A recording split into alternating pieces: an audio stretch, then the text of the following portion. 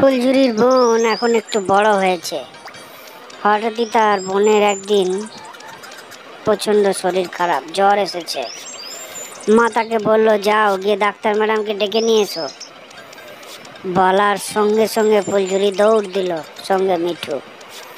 দৌড়াতে দৌড়াতে সে ডাক্তার ম্যাডামের কাছে গিয়ে পৌঁছলো। ডাক্তার ম্যাডামকে সে বলল যে আমার বোনের খুব শরীর খারাপ, জ্বর এসেছে, আপনি তাড়াতাড়ি আমার সঙ্গে চলুন। ডাক্তার ম্যাডাম বলল, ঠিক আছে চলো। পাশেই একটি রিক্সা দাঁড়িয়েছিল। দুজনে রিক্সায় চেপে রওনা দিল। মিঠু ঠিক রিক্সার পিছন পিছন আসতে লাগলো। রিক্সা চালক খুব দ্রুত গতিতে রিক্সা চালিয়ে তাদের বাড়ি পৌঁছে দিল। ডাক্তার ম্যাডাম তার বোনকে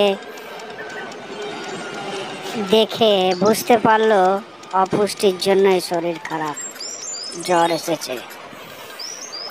তাই তিনি প্রথমে কিছু শাকসবজি আনতে বললেন। আজকের গল্প এই পর্যন্ত। এরপর কি হলো দেখার জন্য অবশ্যই চ্যানেলটাকে সাবস্ক্রাইব করো, আর এইভাবেই আমার পাশে থেকো। সবাই খুব ভালো থেকো। অনেক অনেক ধন্যবাদ।